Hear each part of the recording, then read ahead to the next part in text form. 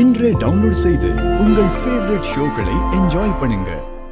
இந்த வீட்ல இருந்து யாரும் அங்க போக கூடாதுன்னு நான் சொல்லிருக்கேன்ல, ஆனா அதையும் மீறி நீ போயிருக்க. நான் யார் முன்னாடி தலை நிமிர்ந்து வாழணும்னு நினைக்கிறேனோ அந்த புவனேஸ்வரி எனக்கு போன் பண்ணி உன் பொண்டாட்டி உன்னை மதிக்காம போயிருக்கான்னு என்ன இலக்காரமா பேசுறான்.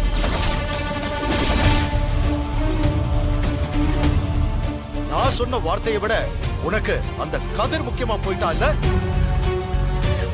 ஐயோ, அப்படி எல்லாம் இல்லங்க. அப்புறம் எப்படி அண்ணி அண்ணனோட பேச்ச மீறி போனீங்க? அண்ணன் கோவப்படுவாருன்னு தெரிஞ்சும் நீங்க போயிருக்கீங்கன்னா அப்ப அவர் வார்த்தைக்கு நீங்க மதிப்பு கொடுக்கலன்னு தானே அர்த்தம். ஏய், ஜானகி எதுக்கு போனான்னு அவ சொல்லட்டும், அவளை பேச விடு. ஏங்க, என்னதான் இருந்தாலும் கதிர் நம்ம பொண்ணோட புருஷன், நாம வளர்த்த பையன். அவன் வாழ்க்கையில ஒரு நல்லது நடக்கும் போது பெத்த பொண்ணே என்ன வேண்டான்னு சொல்லி தூக்கி போட்டுட்டு போயிட்டான். வளர்த்தவன் நல்லா இருக்கணும்னு நீ போய் வாழ்த்திட்டு வரியா? உன் பொண்ணோட புருஷன் நல்லா இருக்கணும்னு யோசிக்க தெரிஞ்ச உனக்கு உன் புருஷனோட வார்த்தைய மதிக்க தெரியலையா? பெரியப்பா அப்படிலாம் இல்ல. பெரியம்மா வந்து இது எனக்கு என் பொண்டாட்டிக்கு நடுவுல இருக்கிற பிரச்சனை. உனக்கும் இந்த குடும்பத்துக்கும் எந்த சம்பந்தமும் இல்ல.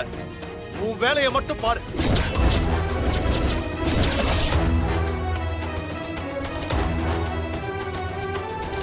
ஜானகி, உனக்கும் எனக்கும் தனிப்பட்ட விஷயத்துல எந்த சண்டையும் வந்ததில்லை.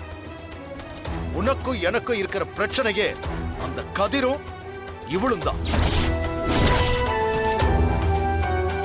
இவங்களுக்காக நீ ஆதரவா பேசி பேசி நமக்குள்ள இருக்கிற விரிசலை அதிகமாக்கிக்கிட்டே இருக்க. இந்த மாதிரி எதுவும் நடக்க கூடாதுன்னு தானே உன்கிட்ட நான் அன்னைக்கே சமாதானமா போனேன். ஆனா ஒவ்வொரு தடவையும் நீ அவங்களுக்காக என்ன அவமானப்படுத்திக்கிட்டு இருக்க.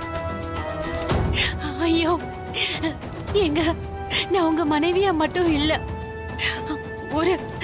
ஒரு பொண்ணோட அம்மாவா என் நிலைமைய கொஞ்சம் யோசிச்சு பாருங்க.